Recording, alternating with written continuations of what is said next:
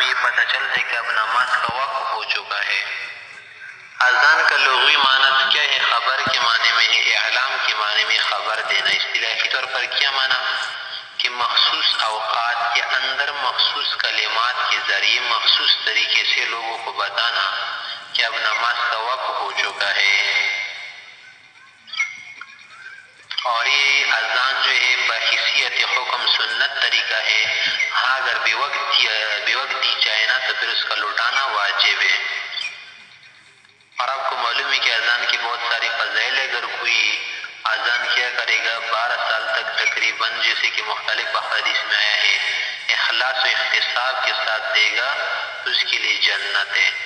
اور اونچے مشک و عنبر کی ٹیلوں پر مؤذنوں کو رکھا جائے گا قیامت کے دن، ان کی گردنیں لمبی ہوگی۔ گردنیں لمبی ہونے کا کیا معنی؟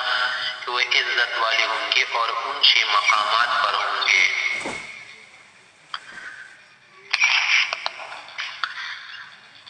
اور پھر اذان کے متعلق یہ بات ہے کہ یہ اذان کیسے مشروع ہوئی اور کیا طریقہ اس کے لیے مروج ہوا اور کس طرح سے مروج ہوا، کیا سبب تھا؟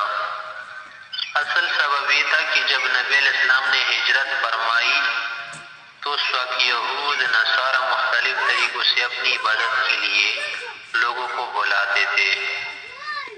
اذان سے پہلے لوگ الصلاۃ جامعۃ کی کلمات بھی استعمال کرتے تھے۔ بعض جگہ ہے کہ نہیں، اذان سے پہلے صحابہ کو ذرا یہ مشکل گزر رہا تھا کہ کس طرح سے ہم آپس میں ساتھیوں کو جمع کریں جماعت کے لیے۔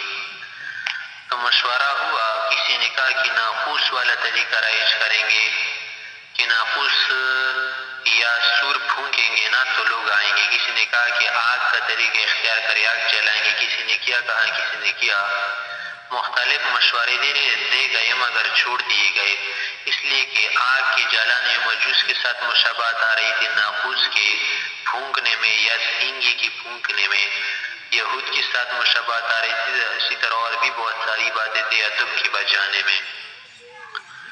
تو پھر اس کے بعد یہ طریقہ رواج دیا گیا کہ الصلاۃ جامعۃ والا کلمہ استعمال کیا جائے تاکہ لوگ جماعت کے لیے جمع ہو۔ جب لوگ گھروں کو چلے گئے تو عبداللہ بن زید بن عبد ربیہ رضی اللہ عنہ نے خواب میں ایک شخص کو دیکھا کہ وہ سینگی یعنی ناقوس یا کوئی چیز گھنٹی بیچ رہے تھے۔ تو عبداللہ سے انہوں نے کہا کہ مجھے یہ بیچ دو گی، یعنی تو اس نے کہا کس لیے خریدتے ہو؟ تو اس نے کہا ہم نماز کے لیے لوگ جمع کریں گے اس کے ذریعے۔ تو اس نے فرمایا کہ اس سے بہتر چیز میں آپ کو بتاؤں۔ تو پھر اس فرشتے نے یعنی حضرت جبریل علیہ السلام نے اس شخص کو جو خواب میں دیکھا تھا نا اذان کے کلمات سنائے، اور بیدار ہونے کے بعد نبی علیہ السلام کے سامنے وہ کلمات پیش کی تو نبی علیہ السلام کا قول اس کے ساتھ مل گیا کہ انہا لرؤیا حق، یہ جو خواب آپ نے دیکھا نا بالکل ٹھیک ہے، حق ہے۔ تو یہ جو طریقہ مشروع کیا گیا نا صرف خواب کی وجہ سے نہیں، اس لیے کہ خواب سے تو مستحب چیز بھی ثابت نہیں ہوتی، صرف تائید ثابت ہوتی ہے، کسی چیز کی تائید ہو سکتی ہے۔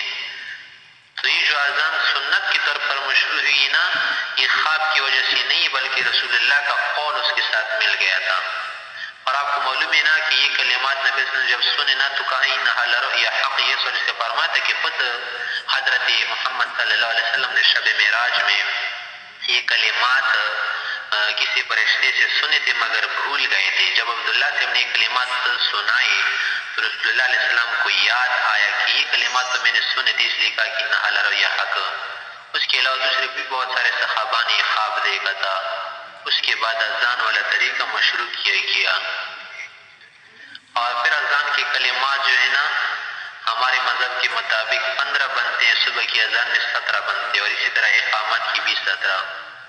دوسرے مذاہب میں مختلف باتیں ہیں، کسی نے کہا کہ 11 ہے اقامت کی کلمات، یعنی فرادا اور اقامت کی کلمات امام شفیع کے نزدیک 19 ہیں، کہ 15 تو ہماری طرح ہے اور 4 جو ہے ترجیح کے طور پر ملاتے ہیں تو 19 بن جاتے ہیں، اور کسی کے نزدیک 11 ہے، کسی کے نزدیک کیا ہے، مختلف اقوال وہ آگے آئیں گے۔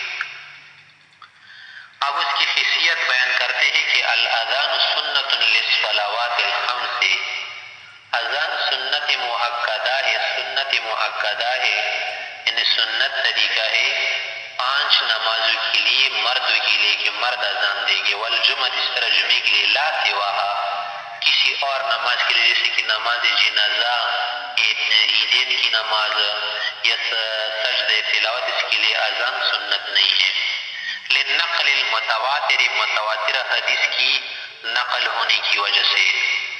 آگے فرمائے کہ وصفۃ الاذان معروفۃ اذان کی جو کیفیت ہے نا صفت ہے اس کا جو طریق ہے وہ تو معلوم ہے ہر کسی کو وہ اسی طرح ہے کما اذن الملک النازل اس طریقے پر جیسے کہ اس فرشتے نے اذان دیا تھا نا جو آسمان سے نازل ہو گئی تھی یعنی حضرت جبریل علیہ السلام اس سے مراد ہے کہ خواب کے اندر بھی صحابہ کرام رضی اللہ عنہ نے دیکھا تھا مختلف طریقوں پر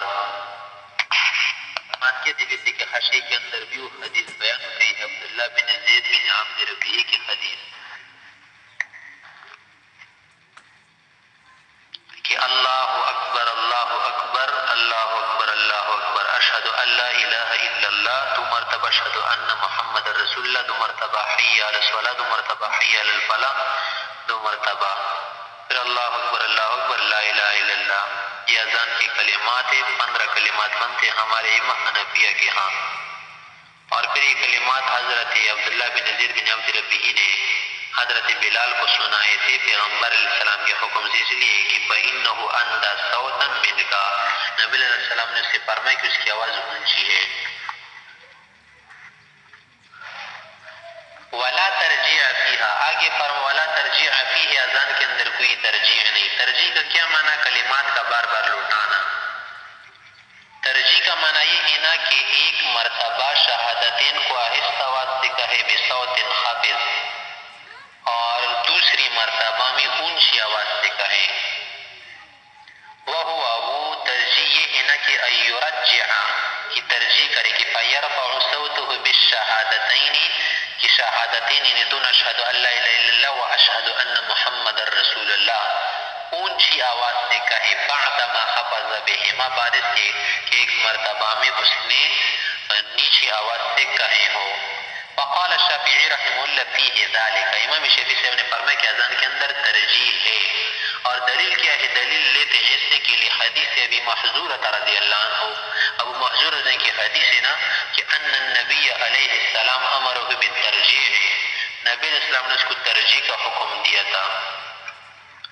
علماء ہم کہتے کہ نہیں انہ لا ترجیح فی المشاہیر مشہور روایات جتنی بھی ہے نا اس کے اندر ترجیح نہیں.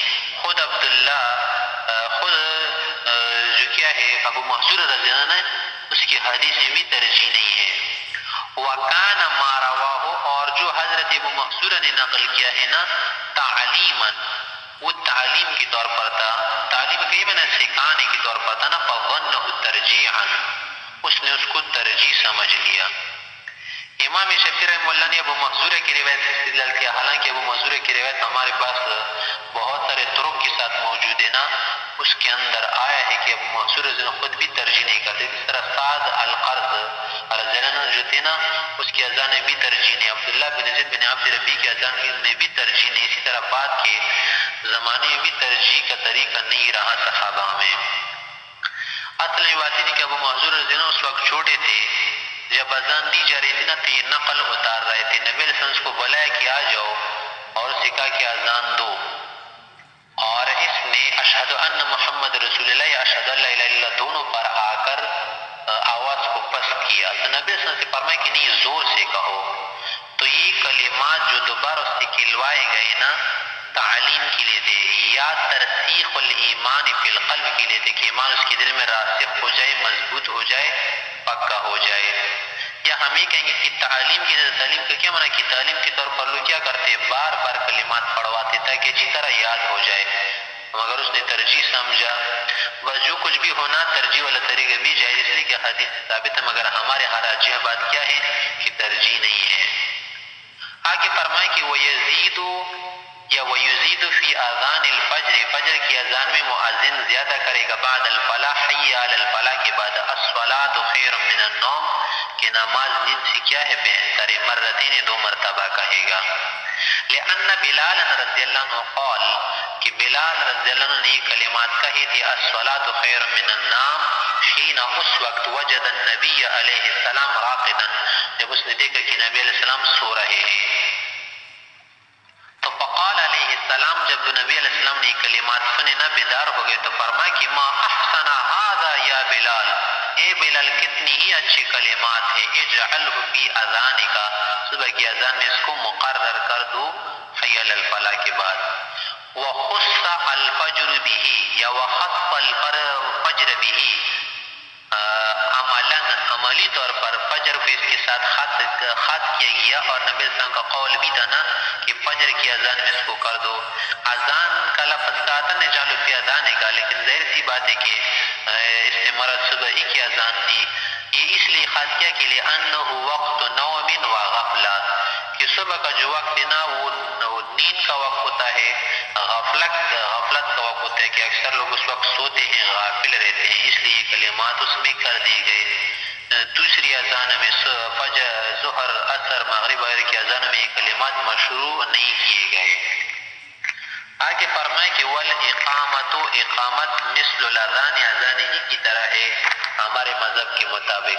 الا انه یزید فیها بعد الفلاح، صرف اتنی بات ہے کہ اذان کے ساتھ اس کا فرق یہ ہے کہ حی علی الفلاح کے بعد اقامت میں زیادہ کرے گا قد قامت الصلاۃ، کی نماز کھڑی ہو گئی، جماعت کھڑی ہو گئی، مرتين 2 مرتبہ کہے گا.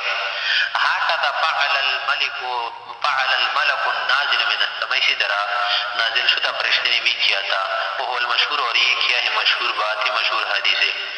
ثم هو حجت علی الشافعی رحمہ اللہ، پھر یہ جو حدیث ہے نا ہماری مشہور حدیث امام شافعی رحمہ اللہ کے خلاف حجت ہے. وہ یہ کہتے ہیں کہ انہا فی قولی، اس بات میں کہ انہا فرادا فرادا، کہ اقامت کی تمام کلمات اکیلے اکیلے پڑھے جائیں گے، یعنی تثنیہ نہیں، مثنیٰ نہیں، مثنى مثنى نہیں، بلکہ فرادا فرادا. فرادا فرادا کہ کیا معنی؟ اللہ اکبر اللہ اکبر، اشہد ان لا الہ الا اللہ، اشہد ان محمد رسول اللہ، حی علی الصلاۃ حی علی الفلاح، کہ ہر کلمہ ایک مرتبہ کہا جائے گا. الا قولہ ہا، یہ جو کلمہ ہے نا یہ 2 مرتبہ کہے گا. تو قد قامت الصلاۃ، یعنی امام شفیع صاحب کا مذہب ہے نا کہ یشفع الاذان و یوتر الاقامہ، یشفع الاذان و یوتر الاقامہ، کہ اقامت جو ہے ایک مرتبہ ہے نا طاق تعداد میں ہے کلمات، اور اذان کی کلمات جفت ہے. اور اس نے استدلال کیا، اس کے لیے بہت ساری حدیث اور بھی ہے کہ اس میں اذان کے جفت ہونے اور اقامت کی طاق ہونے کا قول ہے. لیکن اس کا معنی حنفیہ یہ مراد دیتے نا کہ انہا یا انہا فرادا، فرادا کا معنی یہ ہے نا کہ اذان جب دی جا رہی ہونا تو اذان کے ہر کلمے کے بعد انسان سانس بھرے، یعنی ٹھہر ٹھہر کر اذان دے. اور جو فرادا فرادا اقامت کے متعلق کہا نا کہ اقامت فرادا فرادا ہے، تو اس کا یہ معنی نہیں کہ ایک ایک کلمہ پڑھا جائے، معنی یہ ہے نا کہ ایک ساتھ میں دونوں کلمات پڑھے، اشہد ان لا الہ الا اللہ، اشہد ان لا الہ الا اللہ، یعنی بغیر ٹھہرے کیا کرے، دونوں کلمات کو ملائے. تو اس کا یہ معنی ہے، یہ معنی نہیں کہ طاق کلمات پڑھے جائے. آگے ایک اور حکم بتا رہا ہے کہ وَيَتَرَسَّلُ فِي الْآذَانِ وَيَحْضُرُ فِي الْإِقَامَةِ، کہ اذان کے اندر ترسل کرے گا. ترسل کا کیا معنی ہے؟ یفصل بین کلمتین، کہ 2 کلموں کے اندر، یعنی دونوں جملوں کے اندر فصل لائے گا، ملائے گا نہیں، اتصال نہیں کرے گا، بلکہ وَيَتَرَسَّلُ ٹھہر ٹھہر کر کلمات پڑھے گا فی الاذان، اذان کے اندر. کہ اشہد ان لا الہ الا اللہ کا ہے نا تو ذرا دیر کے لیے سکوت اختیار کرے، اس کے بعد پھر دوسرا کلمہ کہے. اس لیے کہ اذان کے متعلق تو آپ نے بہت ساری حدیث پڑھے ہیں کہ اس کے اندر کیا آیا ہے کہ اذان ٹھہر ٹھہر کر پڑھے تاکہ دوسرے جو سامعین ہیں نا وہ اذان کا جواب آسانی سے دے سکے. وَيَحْضُرُ، حضر يحضر باوی نصرین شروع سے کہ وَيَحْضُرُ، اور حضر کے ساتھ پڑھے گئے، یعنی جلدی جلدی بغیر ٹھہرے، فی الاقامت، اقامت میں ٹھہراؤ کی ضرورت نہیں. لقوله علیہ السلام، اس لیے کہ نبی علیہ السلام نے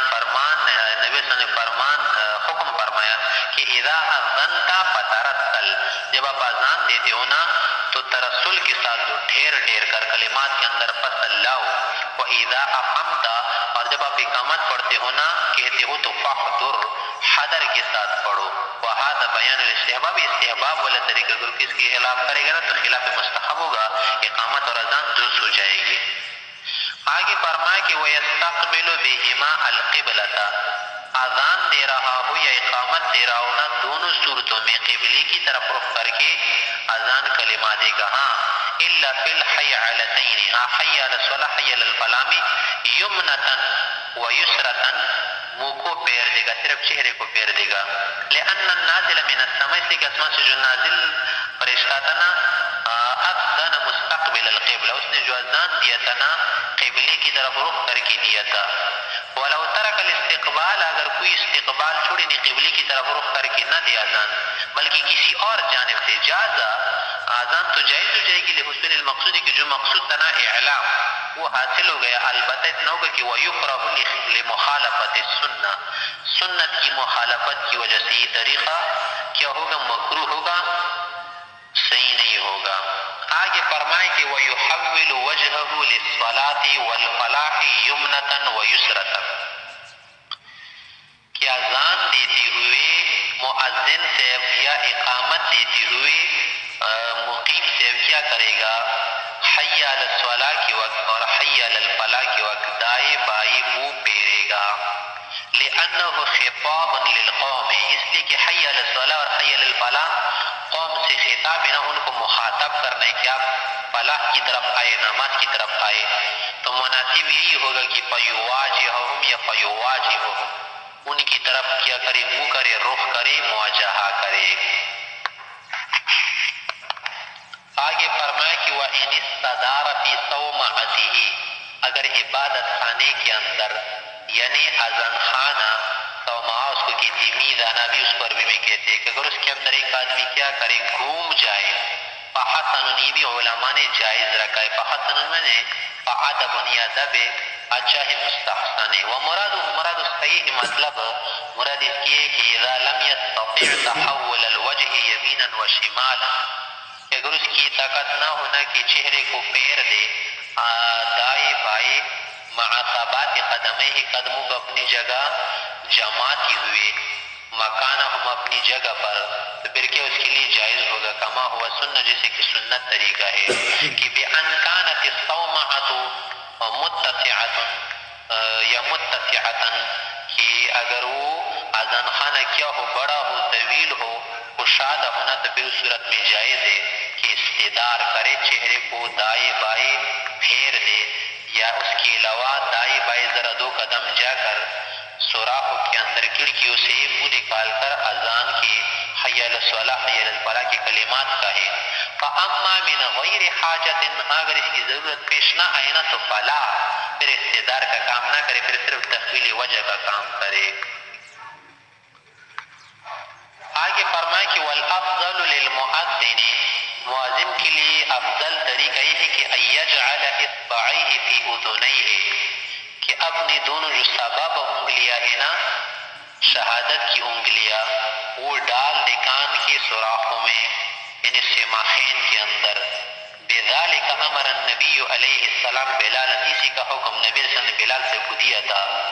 اور اس سے غرض مقصود فائدہ یہ ہوتا ہے کہ وَلِأَنَّهُ أَبْلَغُ فِي الْإِعْلَامِ، کہ اس سے اعلام کے اندر اور مبالغہ آ جاتے ہیں نا، جب انگلیاں ٹھونسے گا تو آواز اونچی ہو جائے گی. وَإِن لَمْ يَفْعَلْ فَحَسَنٌ، اگر نہیں کرے گا تو کوئی نقصان نہیں آئے گی، سنت کی ادائیگی میں نقصان نہیں آئے گا، البتہ بہتر نہیں ہوگا. لِأَنَّهَا لَيْسَتْ بِسُنَّةٍ اصلیہ، کوئی سنت اصلی نہیں، صرف کیا ہے؟ آداب میں سے، استحسانات میں سے، مستحبات میں سے ہیں. آگے فرمایا والتسویب فی الفجر حی علی الصلاۃ حی علی الفلاح مرتین بین الاذان والاقامت حسن.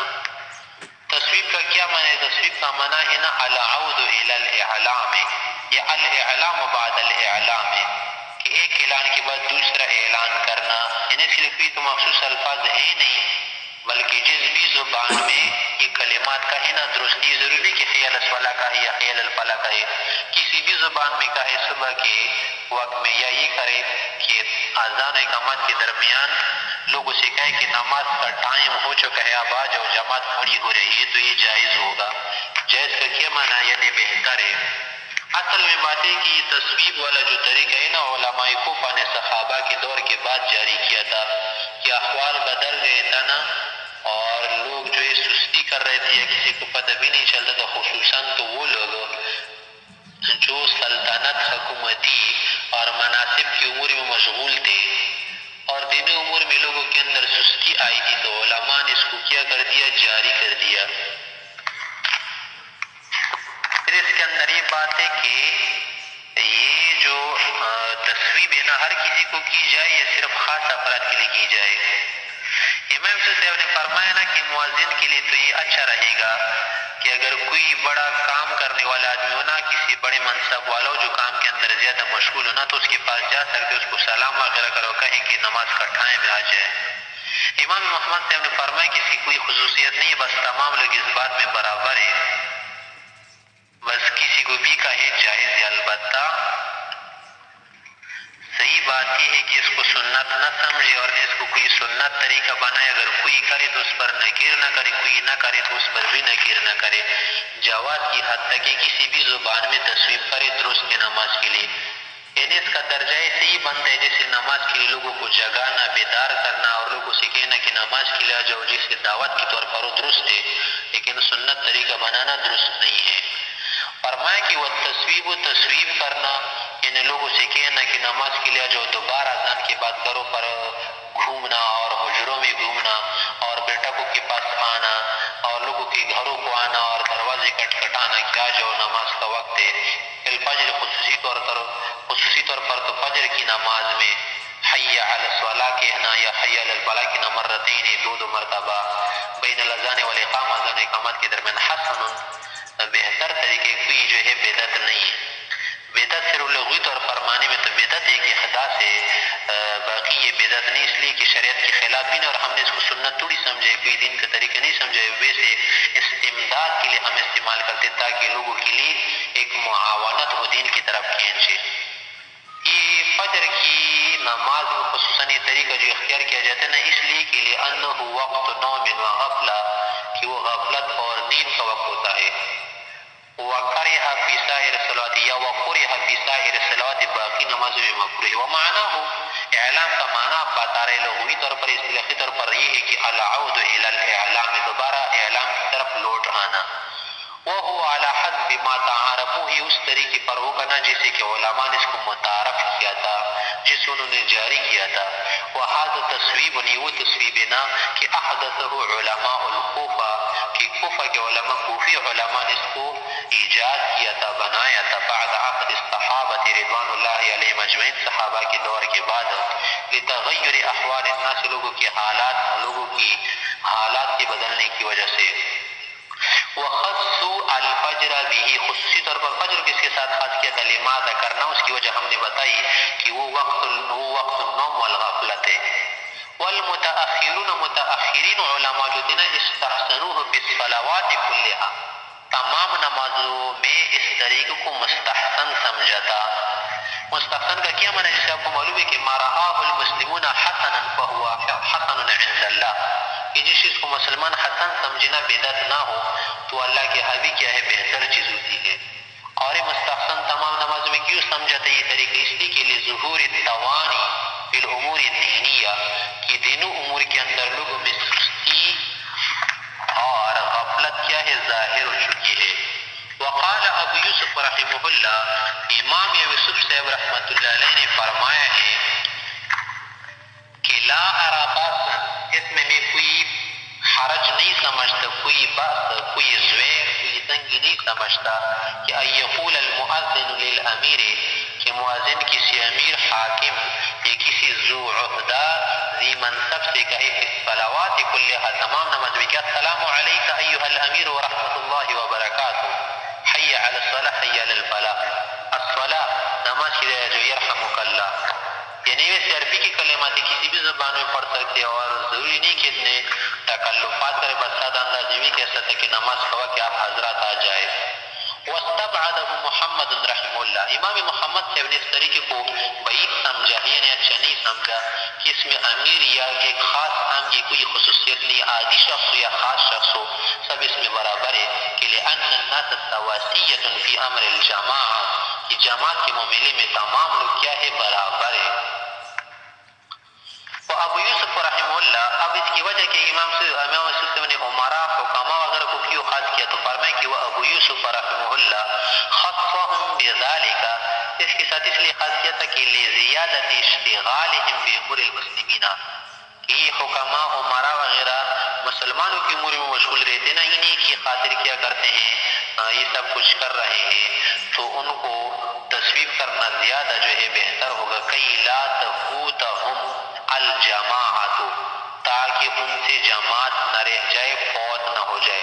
وعلی ھذا، اسی پر قیاس کیا جائے گا کہ جو عوام کے لیے، عامت الناس کے لیے کیا کرے، خدمات انجام دے، القاضی جیسے کہ قاضی ہے، والمفتی مفتی، والمدرس وغیرہ من الذین یخدمون للعوام۔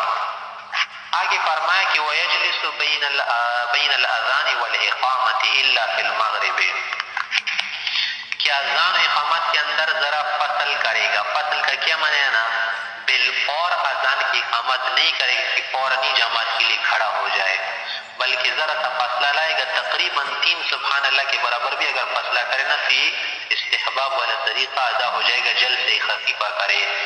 ضروری نہیں کہ جلسہ خفیفہ کرے گا یعنی بیٹھ جائے، معنی ہے کہ جلسہ خفیفہ کے برابر وقت فصل کے طور پر لائے۔ الا فی المغرب، ہاں مغرب میں ایسا نہ کرے، مغرب میں بھی فصل کرے، فوراً کھڑا نہ ہو جائے، معنی ہے کہ زیادہ فصل نہ کرے مغرب میں۔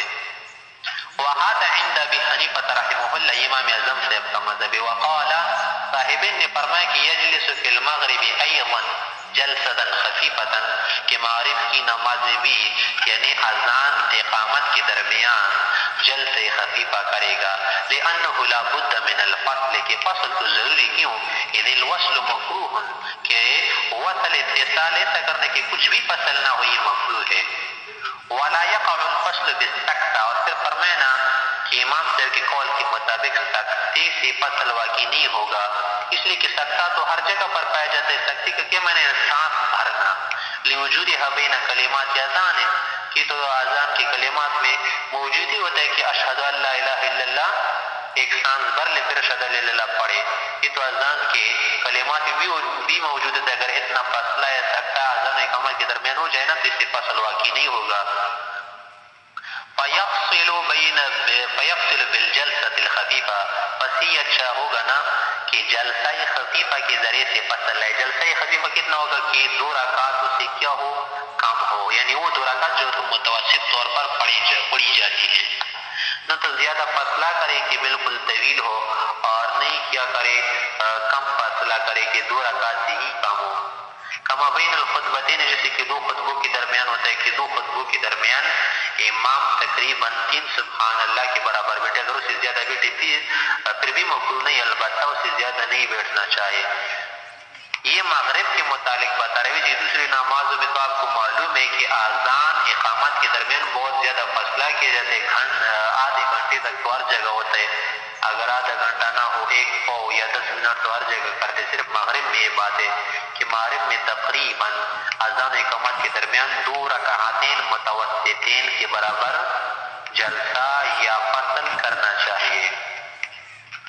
ولی ابی حنیفہ رحمہ اللہ، امام سے فرما رہے ہیں کہ ان التاخیر مکروہ، کہ زیادہ تاخیر کیا ہے، مکروہ ہے، اس لیے کہ مغرب کی نماز میں حکم ہے کہ زیادہ تاخیر نہ کرو تاکہ تشبہ بالیہود نہ ہو۔ فیکتفی یا فیکتفی بادنی الفصل، ادنا فصل کے ذریعے اکتفا کرے گا، اکتفا کی جائے گی، احتراز عنہ، تاکہ زیادہ تاخیر واقع نہ ہو۔ والمکان فی مسئلتنا مختلف، اور آپ کو تو معلوم ہے کہ جو مکان ہوتا ہے نا وہ ہمارے اس مسئلے میں مختلف ہے، الگ الگ جگہ ہوتی ہے۔ وقضا النغمۃ، اسی طرح جو اذان کے اندر نغمہ یا جو آواز ہوتی ہے نا وہ بھی مختلف ہوتی ہے۔ فیقع الفصل بالسکتہ، لہذا سکتہ یعنی جو جلسہ خفیفہ کے برابر ہوتا ہے نا اس سے بھی فصل واقع ہوگا، اس لیے کہ اذان والے جو کیا ہے کلمات ہے وہ ایک الگ آواز کے ساتھ پڑھے جاتے ہیں کہ اس کے اندر آواز الگ طرح ہوتی ہے. آپ کو معلوم ہے کہ اذان کے کلمات میں اونچی آواز کی جاتی ہے اور اقامت کے کلمات میں اتنی اونچی آواز نہیں کی جاتی. اسی طرح نغمہ بھی اس کا مختلف ہوتا ہے، ایک اونچے اور پست ہونے کے اعتبار سے. اور دوسرا آپ کو معلوم ہے کہ اذان والا طریقہ ترسل کا ہے، اقامت والا طریقہ حدر کا ہے. تو نامے کے اندر بھی کیا ہے اختلاف، یعنی الگ الگ طرح ہے، لہذا زیادہ فصل کی ضرورت نہیں ہے. وَلَا كَذَلِكَ الْخُطْبَةُ، اور خطبہ تو اس لیے کہ خطبہ دونوں جو ہے نا مکان کے اعتبار سے متحد ہوتے، ایک ہی جگہ پہ خطبات پڑھے جاتے ہیں نا، کہ ممبر سے لوگ کیا کرتے، پڑھتے ہیں نیچے کرسی پر بیٹھ کر یا کسی جگہ کھڑا ہو کر دونوں خطبے دیتے. اور اذان اقامت کا طریقہ ایسا نہیں، اس لیے کہ اذان میزانہ صومعہ اذان خانے میں دی جاتی ہے اور اقامت مسجد میں محراب کے قریب جو ہے دی جاتی ہے، لہٰذا دونوں کا مکان مختلف ہے. اگر ایک آدمی میں میزانے سے نیچے آئے گا نا اقامت کی جگہ تک تو فصل ہو گیا نا، اب مزید فصل کی ضرورت نہیں ہے. وقال الشافعی رحمہ اللہ، امام شافعی رحمۃ اللہ علیہ نے فرمایا کہ یقتل برکعتین، دو رکعتوں کے ذریعے فصل لائے گا بین الاذان والاقامت، اذان و اقامت کے ذریعے. وہذا یفید ما قلناہ، امام شافعی سے کی بات جو ہے ہمارے قول کے لیے بھی فائدہ دیتی ہے کہ ہم نے کیا کہا تھا کہ ایسا فصل کرے گا دو رکعتوں کے ذریعے سے کہ مغرب کی اذان کے بعد اقامت تک جلوس کرے گا یا کوئی بھی کام کرے. فَأَنَّ الْمُسْتَحَبَّ، پھر آگے کہتے کہ مستحب طریقہ یہ کہ کون المؤذن عالما بالسنہ، کہ مؤذن ایسا شخص ہونا چاہیے نا کہ احکام شرع سے واقف ہو، شریعت کی طریقوں سے واقف ہو، اذان کی طریقوں سے، سنن سے، مستحبات، آداب، مکروہات سے واقف ہو. اس لیے کہ لقولہ علیہ السلام، پیغمبر علیہ السلام نے فرمایا کہ وَيُؤَذِّنُ، یا تو امر کا صیغہ یا وَيُؤَذِّنُ لَكُمْ خِيَارُكُمْ، تم میں سے جو خیر ہونا بہتر ہو وہی شخص تمہارے لیے اذان دے.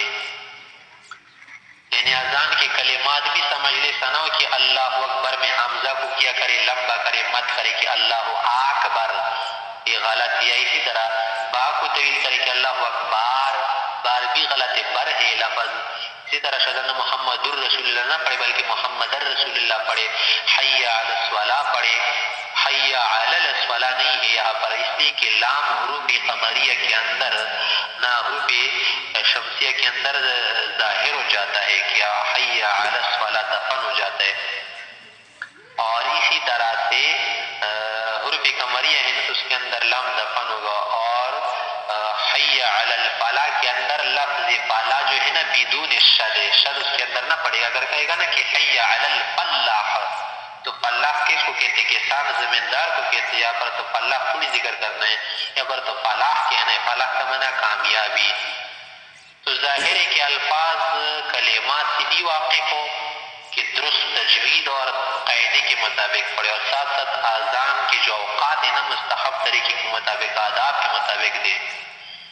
آگے فرمایا کہ یہ تو اذان کا طریقہ تھا، اذان دینا، اقامت دینا ادا نماز کے لیے تھا. اگر نماز بہت ہو چکی ہو نا تو اس کے لیے کیا کرے، اذان دے، اقامت دے، یا صرف اذان دے یا صرف اقامت دے. تو اس کے اندر مختلف اقوال ہیں، مگر دونوں دے تو زیادہ بہتر ہوگا. وَيُؤَذِّنُ، اذان دے گا، لِلْفَائِتَةِ قضا نماز کے لیے، فوت شدہ نماز کے لیے. وَيُقِيمُ، اقامت بھی دے گا.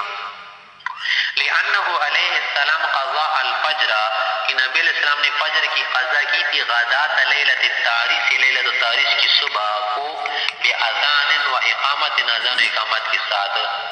غداۃ لیلۃ التعریس والا واقعہ ہم نے مشکات شریف میں پڑھا تھا کہ نبی علیہ السلام اخیر رات میں کسی جگہ پر پڑاؤ ڈالے تھے. پڑاؤ ڈالا تھا تو بلال صاحب کو کہا کہ آپ بیدار رہے، پھر ہم کو جگائے جب نماز کا ٹائم ہو جائے. بلال صاحب بھی سو گئے تھے. اس کے بعد یہ لوگ اس وقت بیدار ہو گئے تھے کہ حتی ضربتہم الشمس، کی سورج کے شعاعیں ان پر لگی، گرنے لگے، اس وقت یہ بیدار ہو گئے. نبی علیہ السلام نے کہا کہ ذرا اس وجہ سے نکل جائو، اس کے بعد ہم نماز پڑھیں گے اذان اقامت کے ساتھ. تو دونوں دینا کیا ہے بہتر، اگر صرف اذان پر اکتفا کرے، صرف اذان کا ہے نا اقامت نہیں، پھر تو مکروہ ہے. ہاں اگر صرف اقامت پر اکتفا کرے نا تب بھی درست، اس لیے کہ لوگ تو حاضرین ہے نا، حاضرین کے لیے اقامت دی جاتی ہے اور جو غائبین ہیں ان کے لیے اذان دی جاتی ہے. جب یہ پر سارے ساتھی کے حضور حاضرین ہیں تو اقامہ اگر اذان نہ دینا تو صرف خلاف استحباب ہوگا، خلاف اولا ہوگا. ہاتین دونوں کا کیا ہے بہتر اولا مستحب. وہ حجت علی الشافعی رحمہ اللہ. یہ غدات لیلۃ التعریس والے جو حدیث ہے نا امام شافعی رحمہ اللہ کے خلاف حجت ہے کہ فی اکتفائہ بالاقامہ، کہ اس نے صرف اقامت پر اکتفا کیا ہے احد القولین میں. آگے فرمایا کہ یہ تو ایک نماز کی بات ہے، اگر کسی شخص سے زیادہ نمازیں رہ گئی ہو تو اس کے لیے کیا کرے، تو فرمایا کہ فَإِن فَاتَتْهُ الصَّلَوَاتُ، اگر ایک شخص سے کئی نمازیں رہ گئی یعنی ایک سے زیادہ، تو اذن للأولی، پہلی کے لیے اذان دے، وَأَقَامَ، اور اقامت بقیہ سب کے لیے کہے. اگر ہر کے لیے اذان دے اقامت دینا تو بہت ہی اچھا ہوگا، بہتر ہوگا. اگر نہ دینا تو ساتھی سے بھی حاضر ہے نا، تو اگر اذان نہ دے صرف پہلی کے لیے اذان دے باقیہ میں صرف اقامت پر اتفاق کرے تب بھی درست. لما روینا، جسے لیلۃ التعریس والی حدیث ہم نے نقل کی ہے. وَكَانَ مُخَيَّرًا فِي الْبَاقِي، باقی نمازوں کے لیے اذان دینے میں اس کو اختیار ہے. ان شاء اذن، چاہے تو اذان بھی دے وقام اقامت بھی دے. اگر کیا کرے صرف اقامت پر اکتفا کرے تب بھی درست ہے. اگر اقامت اذان دونوں دینا تو بہت ہی بہتر ہوگا. لِيَكُونَ الْقَضَاءُ عَلَى حَسَبِ الْأَدَاءِ، تاکہ قضا و ادا ایک شکل میں واقع ہو، برابر ہو. وَإِنْ شَاءَ اقْتَصَرَ لِلْإِقَامَةِ، اگر چاہے صرف اقامت پر انحصار کرے. لِأَنَّ الْأَذَانَ لِلْإِسْتِحْضَارِ، اذان کس کے لیے ہوتے ہیں؟ استحضار کے لیے ہوتے ہیں، لوگوں کو حاضر کرنے کے لیے. وَهُمْ حضور، اور یہ پرسارے ساتھی کیا ہے؟ حاضر ہے، تو ضرورت نہیں ہے، ہاں استحباب ضروری ہے. قال رضی اللہ عنہ، مصنف رحم اللہ نے فرمایا صاحب ہدایہ نے کہ وعن محمد رحمہ اللہ، امام محمد سے روایت ہے کہ انہ یقام لما بعدها، کہ ما بعد والی دوسری نماز کے لیے بھی اقامت دی جائے گی، یعنی اقامت کیا ہے؟ دے گا. قالوا، فرمایا کہ یجوز ان یکون هذا قولهم جميعا، ممکن ہے کہ یہ سارے علماء کا قول ہو، یعنی امام ابو حنیفہ و یوسف محمد نے ائمۃ الثلاثہ کا قول ہو، اس لیے کہ اقامت نہیں چھوڑے گا. اگر چھوڑے گا نا خلاف مستحب، خلاف سنت ہوگا.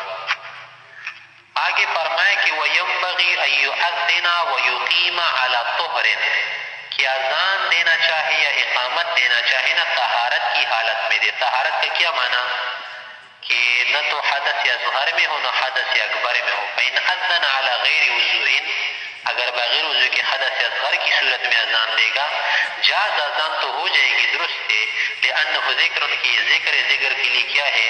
کوئی وضو وغیرہ واجب نہیں. ولیس بصلاۃ، حقیقی طور پر نماز کے ساتھ مشابہ نہیں، یعنی مشابہت تامہ اس کے اندر نہیں ہے. فکان الوضوء فیہ استحبابا کما فی القراءۃ، بس اس کے لیے وضو کرنا کیا ہوگا؟ صرف مستحب ہوگا، جس کی قرأت قرآن کریم کے لیے، قرآن کی تلاوت کے لیے وضو کرنا کیا ہے؟ مستحب ہے. بدون الوضو بھی قرأت کر سکتا ہے. وَيُكْرَهُ أَن يُقِيمَ عَلَى غَيْرِ وُضُوءٍ، ہاں اقامت بغیر وضو کے دے گا تو مکروہ ہوگا. وجہ یہ ہے کہ نا کہ اگر اقامت وضو کے بغیر دے تو اب اس کے لیے امام انتظار کرے گا یا نہیں؟ اگر انتظار کرے تبھی مکروہ کے فصل آ گیا، اگر انتظار نہ کرے تو اس کی رکعت چھوٹ جائے گی. لما فیہ من الفصل بین الاقامت والصلاۃ، کہ بغیر وضو کے دے گا نا تو وضو کے لیے جائے گا تو اس کے ذریعے سے، یعنی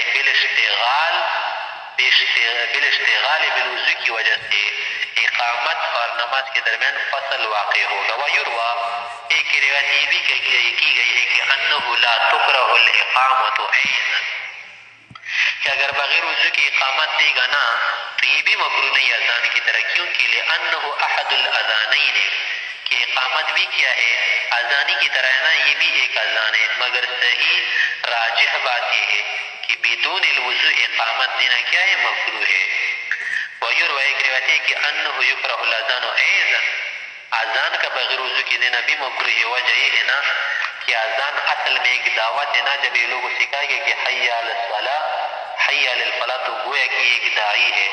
اور آپ کو معلوم ہے نا کہ کسی چیز کی طرف دعوت دینا کہ خود اس کے لیے مجیب نہیں ہے تو یہ کیا ہے؟ باعث کراہت ہے. لأنہ یصیر داعیا، یہ شخص داعی بن رہے اسی بات کی طرف، ایسے کام کی طرف کھیلا ما لا یجیب بنفسی کہ خود اس کا جواب نہیں دے رہا. اس لیے کہ اگر وضو کے لیے جائے گا نا تو لوگ اس سے کہیں گے کہ آپ نے تو اذان دی، ہمیں دعوت دی، اور خود جو آپ جا رہے ہیں مسجد سے نماز وضو کے لیے گھر کی طرف.